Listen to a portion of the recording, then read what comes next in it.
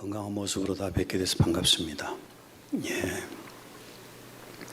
우리 찬양단은 수천 명 모인 것 같은 느낌을 주는 찬양을 해요. 많은 분들을 모셔다가 함께 은혜롭게 찬양을 더 잘합시다. 예. 하나님의 동력자가 되려면이라는 주제로 앞주일에 첫째 번 말씀을 전했습니다. 하나님과 동력자가 되려면은 하나님의 사람들과 하나님의 신앙의 그 사람들, 이런 사람들과 동역을 해야 하나님의 동력자가 될 수 있다, 이런 말씀을 전했습니다. 6절과 9절 한번 또 읽습니다. 나는 심었고 아볼로는 물을 주었으되 우리는 하나님의 동역자들이요. 예, 동역자가 필요하겠지요. 전도서 4장 12절.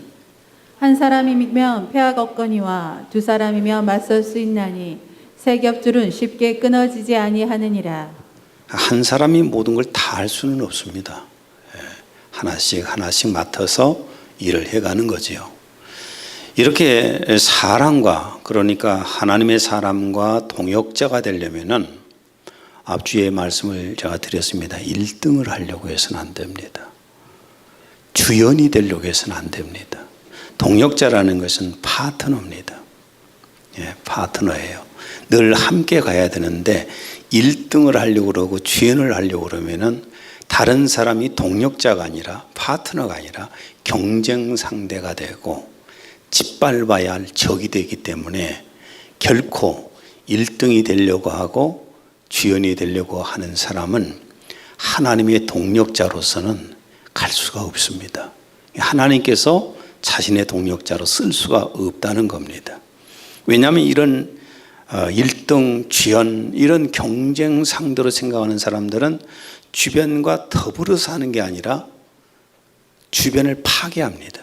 왜냐하면 짓밟고 적이니까 없애야 되고 찍어 눌려야 되고, 그러니까 이 사회를 파괴시키는 그런 인물들이 바로 이 경쟁 상대로 생각하는 그런 사람들입니다. 그리고 또 하나는 다른 사람이 틀린 것이 아니라 다르다는 것을 수용해야 된다는 말씀을 전했습니다. 나하고 다르다, 나하고 틀리다, 이렇게 생각한 것이 아니라 하나님께서 사람을 만드실 때에 공장에서 제품을 찍어내듯이 똑같이 만드신 게 아니라 다 작품으로 만드셨습니다. 다 다르게. 고린도전서 12장 17절에서 20절입니다. 온몸이 한 눈이라면 듣는 곳은 어디며 온몸이 듣는 곳이라면 냄새 맡는 곳은 어디겠느냐. 그러나 이제 하나님께서는 친히 원하시는 대로 지체들 각각을 몸 안에 두셨느니라. 만일 모두 다 한 지체이면 몸은 어디 있겠느냐. 그러나 이제 지체들은 많아도 한 몸이니라. 눈이 귀를 지적하고 가르치고 책망하고 꾸짖고 할 수 있습니까, 없습니까? 눈이 어떻게 귀에게 그렇게 할 수 있어요? 귀가 코에게 지적하고 잘못을 지적하고 꾸짖고 책망하고 가르치고 절대 이렇게 할 수가 없습니다.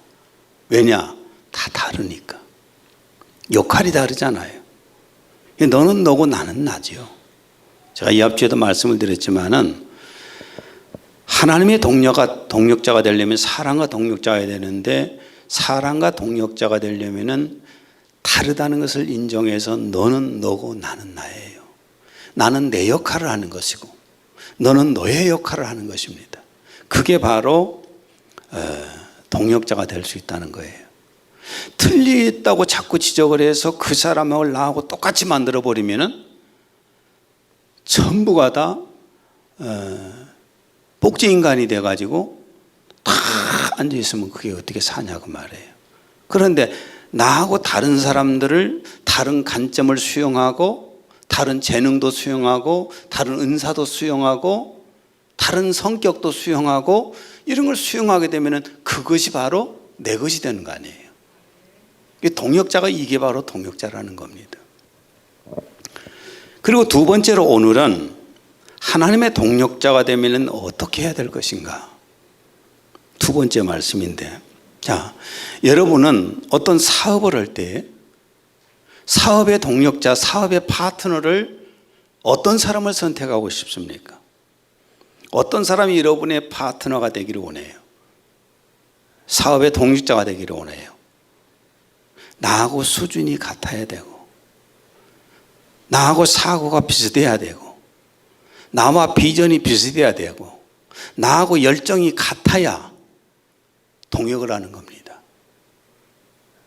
사업은 동업을 할 때 이런 경우의 사업이 되는 것이지, 한 사람은 산을 넘자고 하는데 한 사람은 주저앉아 있자고 그러면 동역이 될 수가 없잖아요.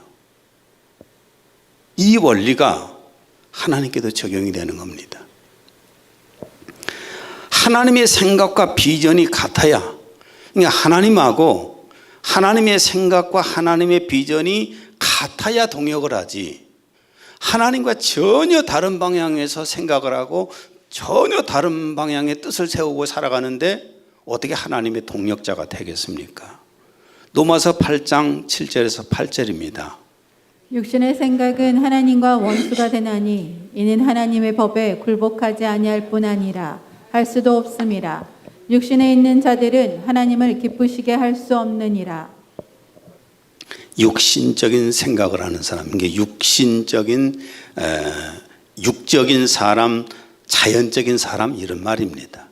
그렇지 아니어도 영적으로 미숙한 육적인 사람, 이 말이에요. 영적으로 미숙한 육적인 사람이 하나님의 동력자는 될 수가 없습니다. 왜냐하면 자신이 옳다고 생각하면서 일했는데 그게 하나님의 왼수가 되니까요. 오히려 육적인 그리스도인은 하나님의 일을 한다고 하는데 오히려 그것이 하나님의 일을 방해하는 일을 합니다. 자꾸 하나님의 일을 거슬리게 해요. 교회 안에서도 마찬가지예요. 내가 하나님 일을 좀 해보겠다고 하는데 이게 육적인 사람들은 오히려 방해가 돼요. 영적인 흐름을 끊어버리고 사역에 방해가 되고 이런 경우가 굉장히 많습니다. 마태복음 16장 21절에서 23절을 읽습니다. 예수께서 자기가 예루살렘에 가야 될 것과 장로들과 대제사장들과 서기관들로부터 많은 고난을 받아야 될 것과 죽임을 당할 것과 셋째 날에 다시 일으켜질 것을 제자들에게 알려주기 시작하시더라. 그때 베드로가 줄을 붙들고 말리기 시작하면서 말하기를 주여 그럴 수 없나이다. 이런 일이 결코 주께 있어서는 아니되옵니다. 라고 하니 주께서 돌아서서 베드로에게 말씀하시기를 사탄아 내 뒤로 물러가라. 너는 나에게 걸림이 되는도다. 이는 내가 하나님의 일들을 생각하지 않고 사람의 일들을 생각함이라. 자, 베드로하고 예수님과 베드로 얘기가 나오잖아요. 지금 예수님이 제자들에게 하시는 말씀이 내가 이제 예루살렘으로 가서 장로들에게 고난도 당하고 모욕도 당하고 매질도 당하고 십자가에 가서 이제는 죽어야 되겠다. 십자가에 가서 죽으러 간다. 그리고 내가 3일 만에 부활하겠다. 그랬더니 이 베드로의 귀에 확 들려온 게 뭐냐면 예수님이 예루살렘에 가서 고난받고 매맞고 죽는다. 있을 수 없는 일이다. 그래서 베드로가 나서서 그럽니다. 주님 그리 하실 수 없습니다. 조금 더 우리가 상상을 해서 얘기를 한다면 그렇습니다. 주님 제가 지켜드리겠습니다. 제가 무력으로라도 주님 돌아가시지 않게 모욕당하지 않게 하겠습니다. 이게 좋은 거예요, 나쁜 거예요?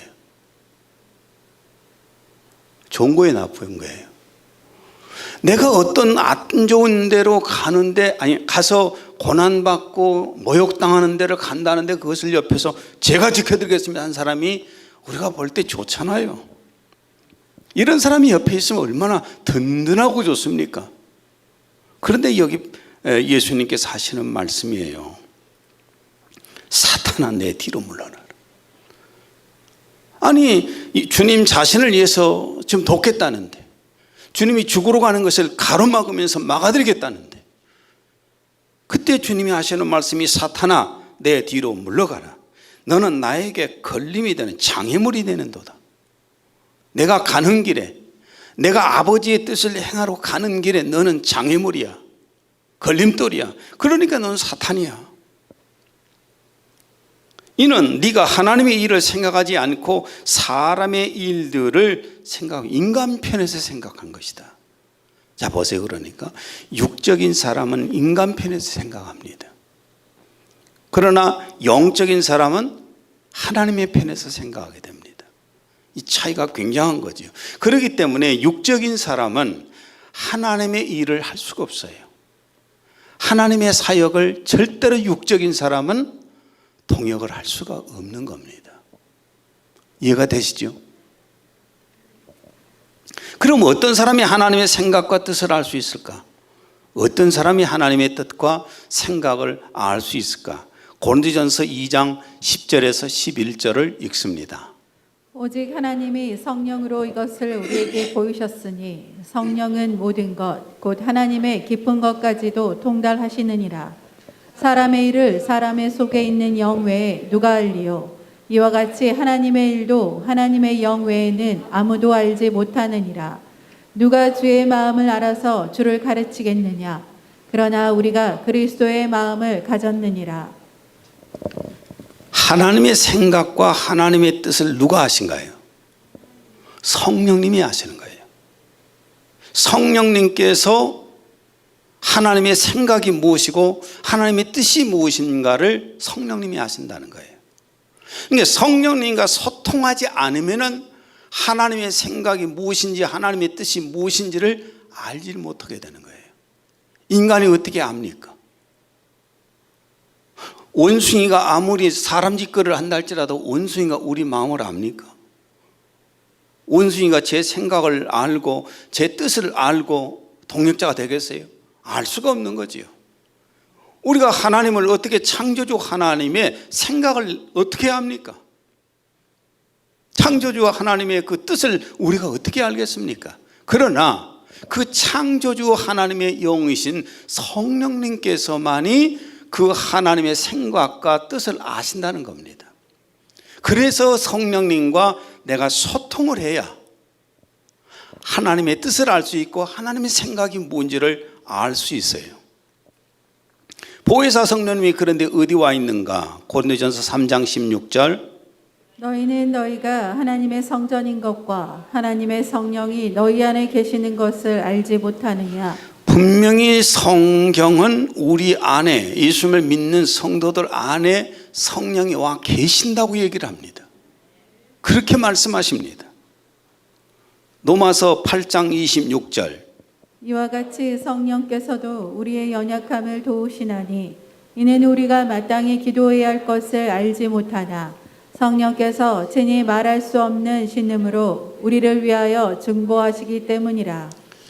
지금 내 안에 와 계시는 성령님이 내가 그분이 계신지 안 계신지 감각적으로 잘 모르고 그럴 수 있다 할지라도 내 안에 와 계시는 그 성령님은 지금 나하고 소통하기를 원하세요. 내 영과 소통을 하고 내 마음과 소통하기를 지금 원하신다고요. 간절히 원하셔서 내 연약함을 돕기 위해서 간절하게 기도도 하고 계십니다. 성령님과 소통이 되면 하나님의 생각을 알고 하나님의 뜻을 알 수 있기 때문에 성령님과 교통을 해야 됩니다. 그래야 하나님의 동역자가 됩니다. 그러면 성령님이 자기 영과 함께 계시는데 왜 마음에서 성령과 교통하지 못할까? 내 안에 와 계시는 성령님이 분명히 내 안에 계시는데 왜 내 마음에서 성령님과 교통을 못하는가? 이 원인도 우리가 아셔야 해결할 수 있지 않겠어요? 이사야 59장 1절에서 2절 공동 번역입니다. 여호와의 손이 짧아서 구해내지 못하시겠느냐? 귀가 어두워서 듣지 못하겠느냐? 너희가 악해서 너희와 하나님 사이가 갈라진 것이다. 너희가 잘못해서 하나님의 얼굴을 가리워 너희 청을 들으실 수 없게 된 것이다. 거룩하신 성령님과 교통을 해야 되겠는데 죄악이 가로놓여 있다고 말해요. 마음속에 죄악이 가로놓여 있기 때문에 성령님과 교통을 할 수 없다는 겁니다. 마음속에 욕심이 가득 차 있는데 어떻게 성령님과 교통이 이루어지겠냐는 겁니다. 마음속에 세상의 사상들로 가득 차 있는데 어떻게 성령님께서 교통하실 수가 있겠냐는 겁니다. 교통하지 못하게 되는 거예요. 내 마음속에 있는 죄악, 내 마음속에 있는 욕심, 내 마음속에 있는 세상적인 사상들, 이런 것들이 가득 차 있으면 성령님과의 교통이 마음속에 이루어질 수가 없는 거예요. 그래서 성령님과 교통을 하려면 매일매일 우리가 마음속에 내가 죄악이 들어있는지를 살펴야 돼요. 그것을 자백해야 되고, 욕심도 자꾸 퍼내야 되고, 세상적인 사상, 철학 이런 것들도 끄집어내서 뱉어내야 되고, 그래야만이 성령님과 교통이 이루어집니다. 요한 1서 1장 9절. 만일 우리가 우리 죄를 자백하면 그는 미쁘시고 의로우사 우리 죄를 사하시며 우리를 모든 불의에서 깨끗하게 하실 것이요. 매일 기도하면서 자기 자신을 살펴야 됩니다. 내 마음을 봐야 돼요. 우리 한국 사람들의 특징, 기도하면은 없지만 주여 삼창하고 나서 주시옵소서로 시작을 해서 끝까지 주시옵소서 하고 땡 하고 끝나고 가버리잖아요. 이런 기도는 정말 처음 시작이 잘못된 거예요. 가장 먼저 기도할 때에 내 자신을 살펴야 돼요. 내 마음 상태를 봐야 돼요. 나는 하나님과 어떤 관계가 잘못되어 있는가? 하나님 앞에 내가 범죄의 마음을, 죄악이 내 마음속에 들어와 있는가? 내가 세상적인 욕심들로 가득 차 있는가? 세상적인 지식들, 그냥 철학, 이런 사상, 이런 것들만 가득 차 있는가? 이걸 잘 봐야 돼요. 그리고 이것을 매일같이 자백해서 토해내고 마음을 정결하게 해야 청결한 마음에 하나님이 함께 하셔 소통이 되는 겁니다. 매일 기도하고 말씀 받고 예배할 수 있어야 되겠죠? 육적인 그리스도인은 성령님과 소통을 하지도 못할 뿐만 아니라 영적인 말씀을 받아들이지도 못합니다. 육적인 사람은, 육적인 그리스도인들은, 아직 영적인 미숙아들은 영적인 메시지를 전해도 그 메시지를 받아들이질 못해요. 마태복음 13장 22절. 가시떨기에 뿌려졌다는 것은 말씀을 들으나 세상의 염려와 재물의 유혹에 말씀이 막혀 결실하지 못하는 자요. 세상의 염려와 재물의 유혹과 출세의 욕심, 이런 것들이 가득 차 있는 사람에게는 여러분, 주님의 말씀이, 영적인 말씀이 들어가지 않아요. 아예 차단돼 버립니다. 나에게 필요 없다, 컷해 버리다. 고린도전서 2장 13절에 14절 공동 번역입니다. 우리는 그 은총의 선물을 전하는 데 있어서도 인간이 가르쳐주는 지혜로운 말로 하지 않고 성령께서 가르쳐 주시는 말씀으로 합니다. 이렇게 우리는 영적인 것을 영적인 표현으로 설명합니다. 그러나 영적이 아닌 사람은 하나님의 성령께서 주신 것을 받아들이지 않습니다. 그런 사람에게는 그것이 어리석게만 보입니다. 그리고 영적인 것은 영적으로만 이해할 수 있으므로 그런 사람은 그것을 이해하지도 못합니다. 영적인 사람만이 영적인 것을 받아들일 수 있어요. 육적인 사람이 어떻게 영적인 것을 받아들이겠습니까? 제가 설교를 성령의 인도를 받아라, 성령과 교통을 해라, 육적인 크리스찬들이 그 말이 무슨 말인지도 모를 뿐만 아니라 관심 없어요. 그게 무슨 관심거리입니까? 천국에서의 삶을 위해서 준비해야 됩니다. 아무리 애쳐봐야 육적인 그리스도인에게 그거 별 관심 없어요. 이 땅에 잘 살아야지.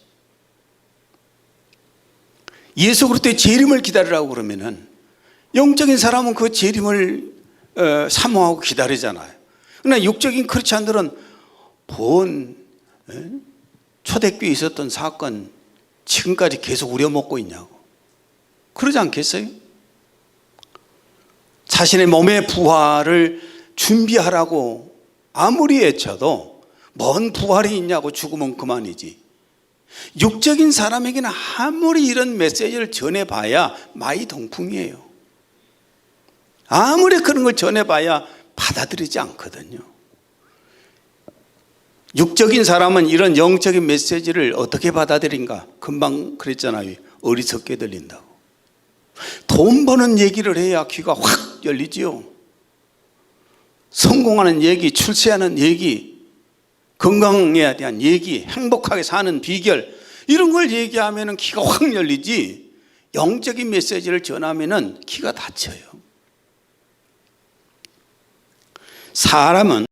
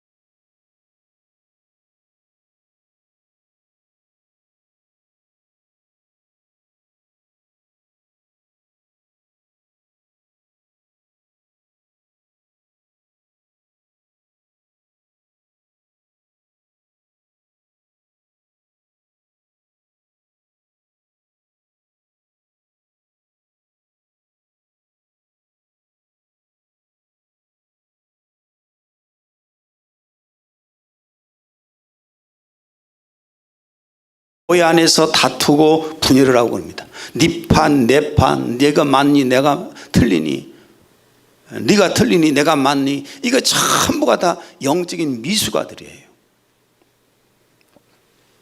그리고 고린도 교인들이 육적인 크리스찬이라는 증거가 은사 속에서도 볼 수가 있습니다. 고린도전서 14장 23절 공동번역입니다.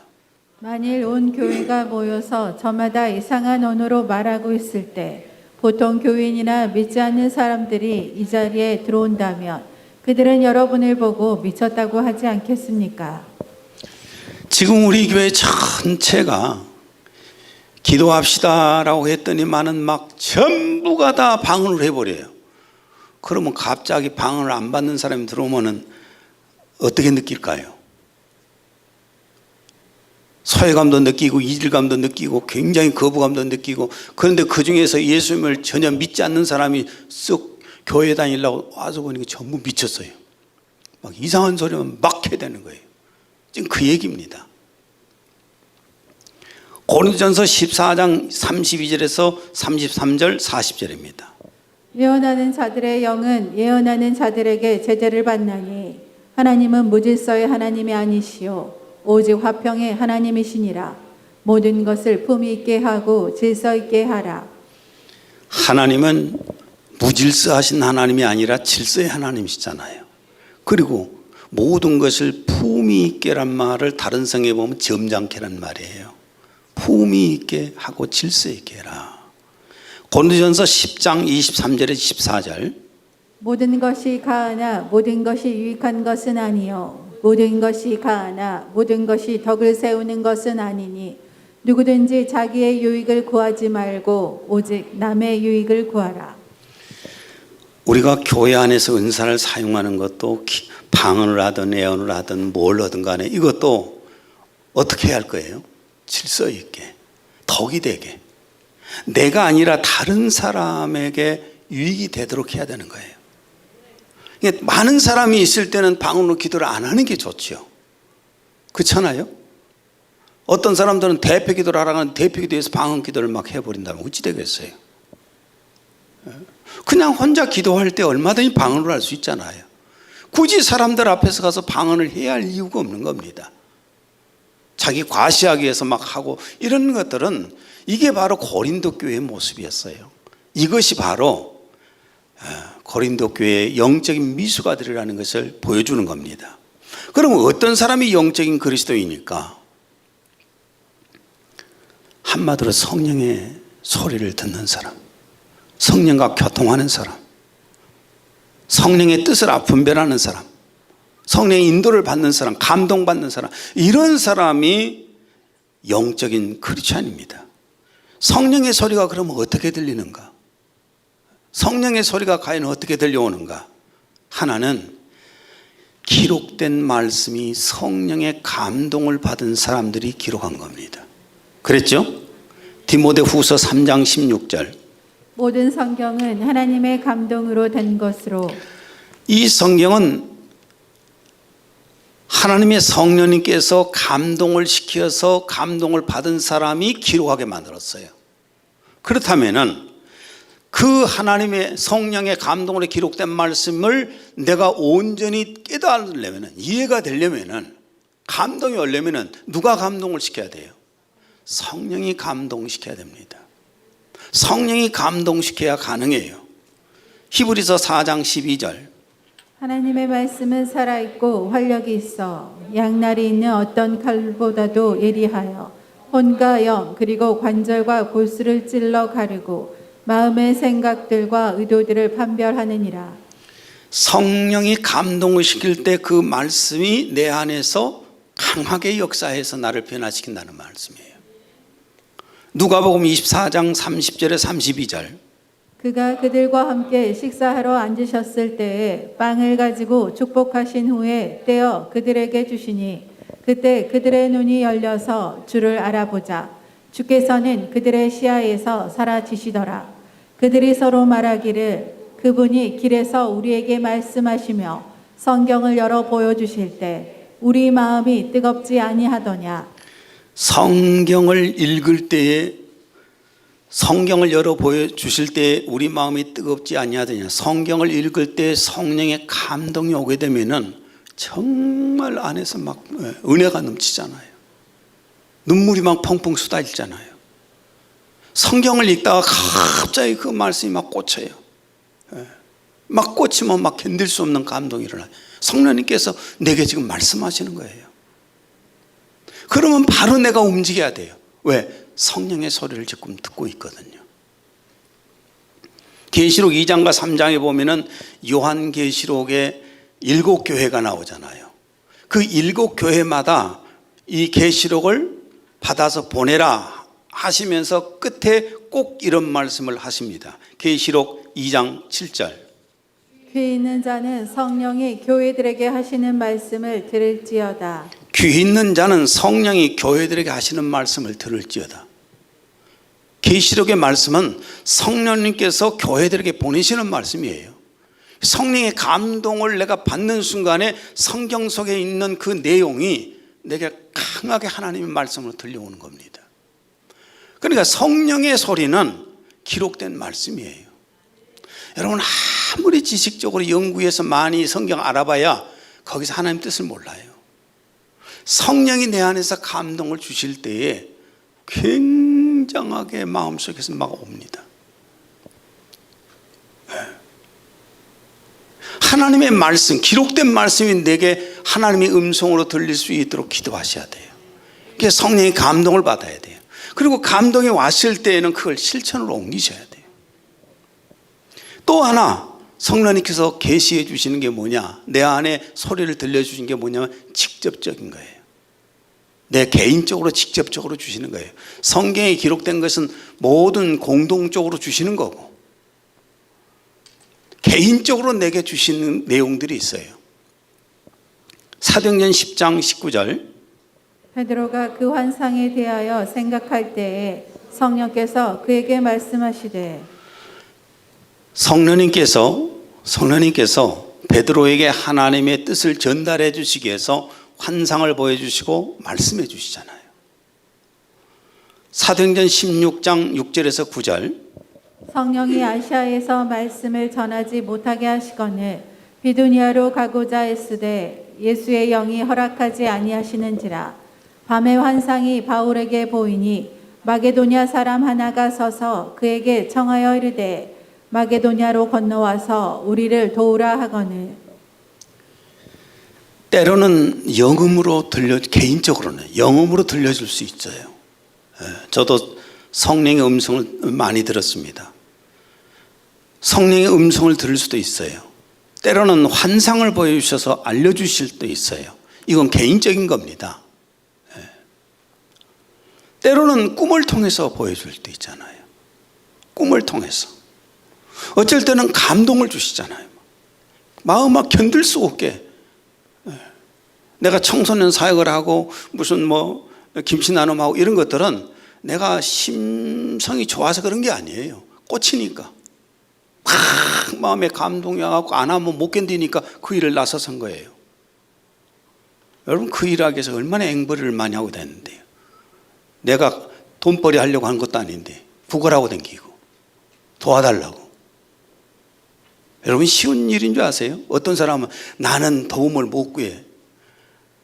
그 사람은 사명이 없는 사람이에요. 하나님이 시키면 해야죠. 이게 감동이에요. 청소년들을 보면서 막 계속해서 울기만 했어요. 내가 그러니까 할 수 없이 청소년 사역을 시작한 거예요. 성령님께서 내 안에 개인적으로 이렇게 어떤 영음을 소리를 들려주시기도 하고 환상을 보여주시기도 하고 때로는 꿈을 통해서도 일러주시고 내 안에 감동을 주시기도 하고 이렇게 해서 성령님께서 내 안에 소리를 주시는 겁니다. 그러니까 성령님은 기록된 하나님의 말씀을 감동시켜서 주시기도 하고 설교를 듣다 감동을 받을 수도 있잖아요. 또 개인적으로는 여러 가지 방법으로 성령의 소리를 들려주신다는 겁니다. 이 소리를 듣기 위해서 우리는 영적으로 민감해져야 돼요. 영적으로 민감해지기 위해서 기도하는 거예요. 영적으로 민감해지기 위해서 하나님의 말씀을 계속 묵상하는 거예요.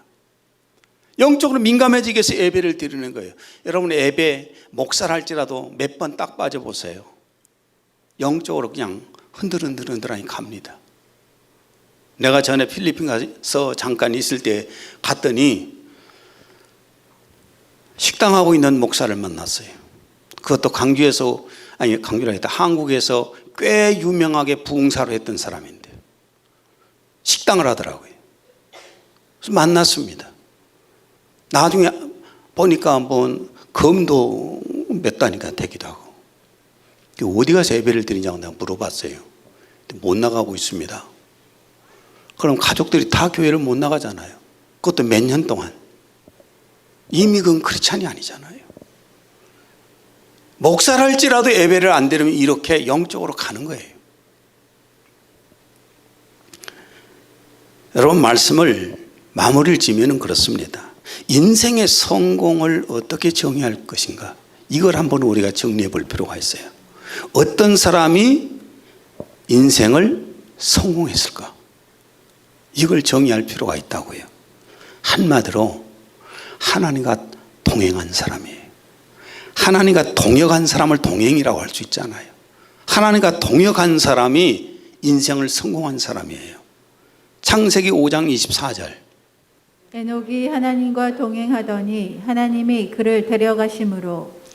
세상에 이 성경 가운데서 가장 아름답고 성공적으로 들린 게 뭔지 아십니까? 에녹이 하나님과 동행하더니. 하나님하고 둘이 같이 걸어다녔다, 그런 의미가 아니잖아요. 하나님의 동역자가 되어서 하나님의 뜻을 행했다는 거예요. 이런 사람이 성공자잖아요. 이 세상에서는 어떤 사람이 성공자입니까? 세상에서 말하는 성공자하고는 다르죠. 높은 권력자들, 우리는 성공했다고 그러죠. 높은 권력자들, 그 다음은 생각 안 해요. 감옥에 갈 수도 있잖아요. 조금 후에. 그렇죠? 돈 많이 번 사람, 아니요, 부도가 나가고 또 추락할 수도 있는 거예요. 이 세상 것은 그래요. 인기 연예인? 아니요, 한때 인기를 그렇게 누렸던 사람들이, 기라성 같은 사람들이 인기 잃어버리고 초라해 있는 모습들도 봅니다. 얼마나 많이들 자살하고 있어요. 각 분야의 1인자를 우리는 성공자라고 말합니다. 여러분, 비행기, 자동차를 만든 목적이 뭔가요? 비행기나 자동차를 만든 목적이 사람이 빨리 이동하고 편리하게 사용하기 위해서 만든 거 아니에요? 근데 이게 범죄자들이 사용하면 어때요? 사람 납치하는 데 쓰고. 그러면 이건 범죄 도구가 되는 것이지만은 만든 사람은 얼마나 가슴이 아프겠어요? 부엌에서 요리하는 식칼, 점점 갈수록 그 발달을 해가지고 막 이상하게 생긴 막 그런 것들이 나와요. 이런 것 요리하는 데 써야 되는데 강도가 들고 강도짓거리를 하면 어찌 됩니까? 범죄 도구가 되잖아요. 그리고 그거 만든 사람 마음이 오죽하겠어요. 여러분, 하나님 앞에서도 똑같아요. 어떤 사람이 과연 인생을 성공한 사람입니까? 오늘 제가 정의를 하되, 개인적으로 제가 정의를 하는 것이 아니라 말씀에 근거해서 오늘 여기 계신 분들도 누가 정말 인생을 성공적으로 사는 사람인가, 이걸 제가 정의를 하겠습니다. 말씀을 통해서요. 자, 하나님께서 인간을 무슨 목적으로 만드셨을까요? 이걸 알아야 내 인생을 실패하든지 성공하든지 하는 겁니다. 이것을 만든 목적이 있잖아요. 비행기를 만든 목적이 있잖아요. 최영규 집사가 지금 비행기 가지고 가고 중국 가서 조립한다고 5개월째인가 지금 있네요. 다음 달에나 오든지 추석 새고 올지 지금 그러는데, 비행기를 만든 사람들이 목적이 있을 거 아니에요. 하나님께서 인간을 만드실 때 인간을 왜 만드셨을까요? 목적이 있을 거 아닙니까? 창세기 1장 27절. 하나님이 자기 형상 곧 하나님의 형상대로 사람을 창조하시되. 누구 형상대로 만들었어요? 하나님이 형상대로 만들었다는 말씀은 하나님이 형상대로 살라는 말입니다. 그렇잖아요. 하나님의 형상대로 살라는 그런 말씀이에요. 이사야 43장 7절. 내 이름으로 불려지는 모든 자 곧 내가 내 영광을 위하여 창조한 자를 오게 하라. 그를 내가 지었고 그를 내가 만들었느니라. 현대어로 또 한번 읽습니다. 그들은 모두 내 이름을 품고 다니는 백성이다. 나의 영광을 위하여 내가 그들을 창조하고 직접 손으로 빚어서 만들어 놓았다. 여러분, 예수님 이름을 품고 다니십니까? 그럼 우리는 무엇을 위해서 만들어진 존재들이에요? 하나님의 영광을 위해서 만들어진 존재예요. 그렇죠? 하나님의 영광을 위해서 만들어진 존재가 우리예요. 그래서 하나님의 이름을 품고 다니는 사람들이에요. 그래서 인간은 어떤 사람이 성공한 사람이냐? 하나님의 영광을 위해서 산 사람이 성공한 인생이에요. 인생 딱 결론 지을 때 이게 나오잖아요. 하나님의 목적대로 쓰임 받으려면 하나님과 동행해야 됩니다. 하나님의 목적대로 쓰임 받으려면 하나님과 동행해야 됩니다. 하나님과 동행하려면 성령의 인도를 받아야 합니다. 성령의 인도를 받는 영적인 크리스찬이 되어야 하나님의 동역자가 되는 거예요. 디모데전서 4장 7절 8절입니다. 망령되고 허탄한 신화를 버리고 경건에 이르도록 내 자신을 연단하라. 육체의 연단은 약간의 유익이 있으나 경건은 범사에 유익하니 금생과 내생에 약속이 있느니라. 망령되고 허탄한 신화, 세상적인 철학, 이런 것들, 그런 것들이 머릿속에 꽉 들어와 있으면 신앙생활을 못하잖아요. 그런 것을 버려라 그 말이에요. 버리고 경건에 이르도록 네 자신을 연단하라. 육체의 연단은 약간의 유익이 있으나 경건은, 그러니까 신앙생활의 훈련, 경건은 범사에 유익하니 금생과 이 세상과 내생에 유익하다는 겁니다. 약속이 있는 겁니다. 그래서 우리가 오늘 또 예배를 드리는 거예요. 어떤 분들은 와서 새벽에 예배를 드리는 것이고 수요일 날도 예배를 드리고 금요일 날 기도도 하고 매일같이 기도하고 말씀을 연구하고 말씀의 감동을 받고 먼 길에서도 와서 예배를 드리고, 이 목적이 뭡니까? 내가 하나님의 소리를 들을 수 있는 영적인 사람이 되고 싶은 거예요. 영적인 사람이 되어야 하나님의 생각을 알고 하나님의 뜻을 알아야, 그러니까 성령과 교통해서 뜻을 알아야 하나님의 동역자가 될 것이고, 하나님의 동역자가 되어야 하나님의 목적대로 쓰임받을 수 있다고 말이에요. 하나님의 영광을 위해서. 그래서 우리가 코로나 때문에 예배를 드리지 말라고 집합 금지 명령을 내려서 사람 못 모이게 하고, 그래도 우리는 예배를 끊임없이 드리잖아요. 예배를 드리다가 집합 금지 명령에 내려도 벌금을 내라 해도 낼 겁니다. 예, 법대로 내려가면 낼랍니다. 그리고 저를 잡아가면 잡혀가야지요. 근데 저 지금 마스크 안 썼는데 괜찮아요. 저 2차까지 다 접종했어요. 숫자에도 저 안 들어가도 돼요. 모인 숫자에 안 들어가도 돼요. 우리는 예배를 드려야 합니다. 어떤 경우에도 주일날이면 와서 예배를 드려야 돼요. 매일 예배를 드리면 좋지만은 또 매일 기도해야 됩니다. 말씀을 늘 묵상해야 돼요. 하나님의 말씀을 우리가 들고 다닐 수는 없지만 담고는 다닐 수 있잖아요. 머릿속에도 담고 마음속에 담고 늘 묵상할 수 있잖아요. 또 아무리 이런 상황, 험악한 상황 속에서도 우리는 전도해야 되는 겁니다. 그럼으로써 우리가 영적인 사람이 되어서 성령의 소리를 듣고 하나님과 동역자가 되어서 하나님의 영광을 위해서 삶으로 인생을, 성공적인 인생을 살았으면 좋겠습니다. 기도합니다. 하나님 아버지, 오늘은 하나님과 동역자로서, 하나님의 동역자로서 삶을 살아야 된다는 말씀을, 두 번째 말씀을 전했습니다. 하나님의 생각과 뜻을 아시는 성령님께서 교통하여 주셔야 우리가 하나님의 생각과 뜻을 안다는 말씀을 전했습니다. 매일같이 성령님과 교통할 수 있도록, 그래서 하나님의 생각과 뜻을 알 수 있도록 기도하고 예배하게 도와주옵소서. 그래서 하나님의 동력자들이 되어서 인생을 성공적으로 살게 하여 주옵소서. 예수님 이름으로 기도했습니다. 아멘.